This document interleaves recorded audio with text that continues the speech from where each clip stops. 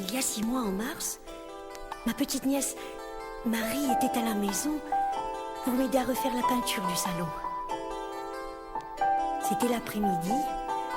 On est allé s'asseoir un peu sur la terrasse. Marie a 17 ans. Elle est née à Rouen, dont elle a la beauté, mais de chez nous la rage. Elle a les cheveux noirs, tout comme sa maman, et des yeux qui foudroient les hommes à son passage. Elle est venue vers moi en tenant à la main le gros album de cuir que je n'ai plus ouvert depuis tellement longtemps et dont le parchemin porte 2 initiales qui sont celles de mon père. Marie avait senti mon mouvement de refus. En hésitant un peu, elle m'a tendu l'ouvrage. Montre-moi, a-t-elle dit, ce que tu as connu. Parle-moi de là-bas. Tu as tourné la page, mais je voudrais savoir pourquoi. Même aujourd'hui, tout au fond de toi-même, tu caches cette blessure.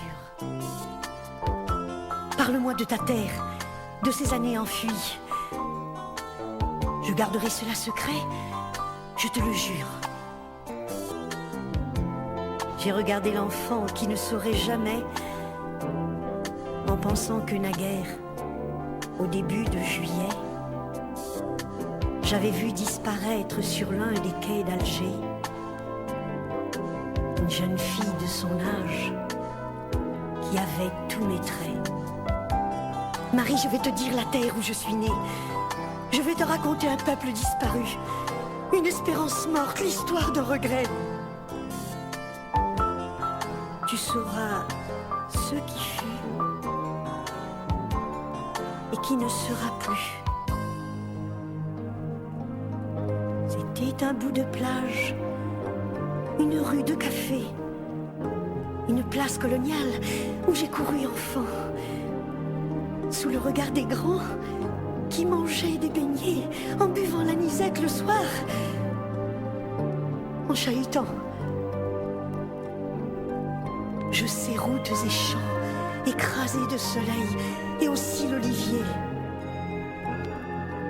Je sais les voiles blancs et les youyous stridents qui montent vers le ciel. Je sais l'amande, je sais la figue, je sais l'Orient.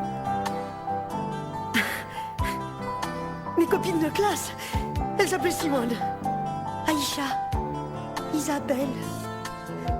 Et les garçons rient. Benjamin, Saoud. Tout comme à Barcelone, on faisait le boulevard. Regarde, il m'a souri. Le dimanche, on partait un panier sous le bras pour passer la journée à rire et à chanter. À midi, sur le sable, on sortait la mouna. Qu'est-ce que c'est la mouna? Un jour, je t'en ferai. Au jour du grand pardon, de l'Aïd Srir, ou de ta fête à toi, ma petite Marie. C'était la même joie. Les dieux devaient sourire de voir Allah, Jésus, Jéhovah et Élie s'entendre comme jamais ils ne l'ont fait ailleurs. Sans même le savoir, sur ce morceau d'Afrique, on avait inventé une idée du bonheur qui sent encore en moi comme une source magique.